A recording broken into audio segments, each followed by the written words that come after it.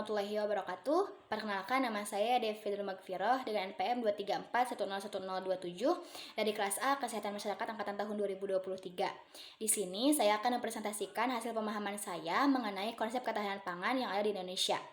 Ketahanan pangan mencakup ketersediaan, akses, utilisasi, dan juga stabilisasi.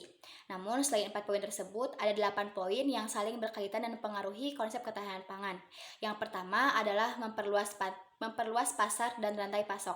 Maksudnya adalah menjamin distribusi pangan terjadi merata ke seluruh daerah, sehingga tidak terjadi ketimpangan antara daerah yang satu dengan daerah yang lainnya. Misalnya, daerah A terjadi kelimpahan pangan, sedangkan daerah B terjadi kelangkaan pangan. Hal ini tentu akan berpengaruh pada stabilisasi ketahanan pangan. Nomor 2 adalah perbaikan kebijakan dan juga institusi terhadap ketahanan pangan. Regulasi pemerintah mengenai subsidi pertanian, stabilisasi harga pangan, dan juga perlindungan lahan pertanian sangat diperlukan untuk peningkatan produktivitas produksi pangan. Tanpa adanya kebijakan yang baik, maka mungkin saja akan terjadi spekulasi harga pangan, impor barang yang berlebihan, dan juga distribusi pangan yang tidak merata. Nomor 3 adalah perbaikan gizi dan kualitas pangan. Ketahanan pangan bukan hanya berbicara soal jumlah pangan yang melimpah, tetapi juga tetap memperhatikan kualitas dan gizi dari pangan tersebut.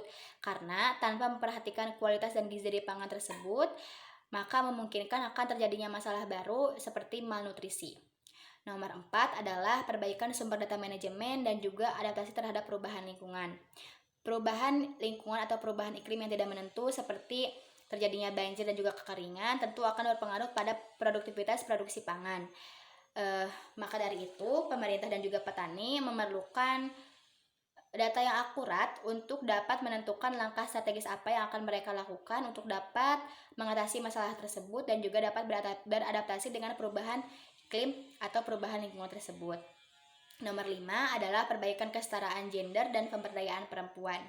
Di banyak negara berkembang, perempuan memiliki andil yang cukup besar terhadap produktivitas produksi pangan. Namun seringkali perempuan tidak memiliki akses yang cukup terhadap sumber daya pertanian. Maka dari itu, pemberdayaan perempuan diperlukan agar baik laki-laki maupun perempuan memiliki akses yang sama terhadap sumber daya pertanian sehingga produktivitas produksi pangan meningkat. Nomor 6 adalah memperbaiki mata pencaharian dan juga fokus pada sektor pertanian. Petani harus memiliki penghasilan yang stabil agar mereka terdorong untuk meningkatkan produktivitas produksi pangan. Namun, jika petani memiliki penghasilan yang tidak stabil, mereka cenderung akan beralih profesi dan juga tenaga kerja di sektor pertanian akan berkurang sehingga terjadi penurunan produktivitas produksi pangan. Nomor 7 adalah mempertahankan ketahanan pangan di populasi rentan. Kelompok masyarakat miskin, anak-anak dan lansia adalah kelompok masyarakat yang cenderung lebih sulit untuk mengakses pangan. Maka dari itu, bantuan sosial dan pemberdayaan ekonomi pada kelompok ini diperlukan agar terjadinya kestabilan akses pangan bagi kelompok populasi manapun. Dan yang terakhir adalah perbaikan penelitian, inovasi, dan komersialisasi pangan dan gizi. Di era digital seperti ini, teknologi akan sangat membantu terhadap efisiensi dan keberlanjutan pangan.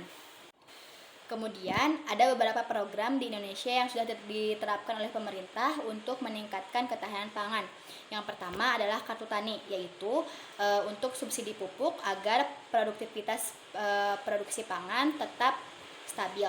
Nomor 2 adalah BPNT, yaitu bantuan pangan non-tunai untuk kelompok rentan seperti kelompok masyarakat miskin dan juga lansia.